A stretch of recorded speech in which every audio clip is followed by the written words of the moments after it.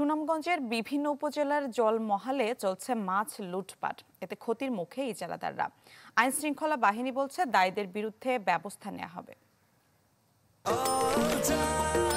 নিশ্চিন্তে খান স্বাস্থ্যকর all time পান। All time healthy life. কোনো উৎসবের দৃশ্য নয়, প্রায় প্রতিদিনই ইচ্ছে মতো জলমহাল থেকে চলছে মাছ লুটপাট। গত বুধবার সুনামগঞ্জের দিরাই উপজেলার সুজানগর এলাকায় বেতুয়া বিলে হঠাৎ জড়ো হন হাজারো মানুষ।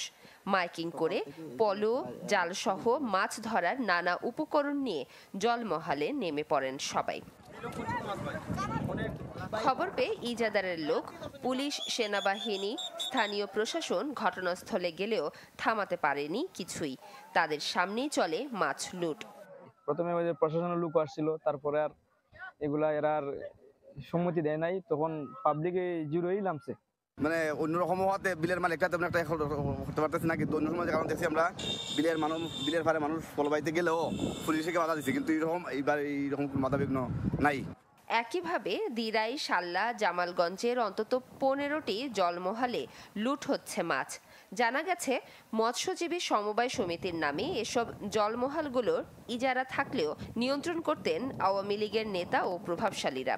এভাবে লুটের ঘটনায় কয়েকদিনে কোটি টাকা লোকসানে ইজারাদাররা। অভিযোগ, পরিকল্পিতভাবেই হচ্ছে এসব লুটপাট।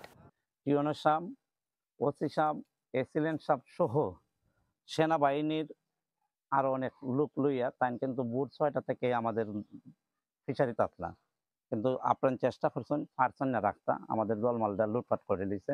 আমার বিলও প্রায় 90 লক্ষ টাকার ক্ষতি হয়েছে। বিলও আমার 8 জন ভাড়াদার আছে, প্রতি মাসে আমার 2 লক্ষ টাকা বরাদ্দ আছে। আইন শৃঙ্খলা বাহিনী বলছে পরিস্থিতি স্বাভাবিক করতে কাজ করছেন তারা। আমরা চেষ্টা করেছি, কিন্তু এখানে এত হাজার হাজার লোক,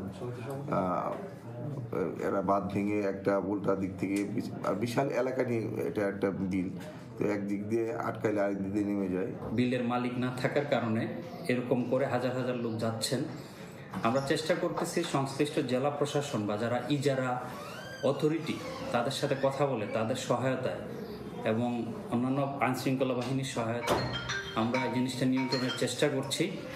এরই মধ্যে দিরাই জলমহালে মাছ লুটের ঘটনায় 2000 জনকে আসামি করে মামলা হলে 8 জনকে গ্রেপ্তার করা হয়।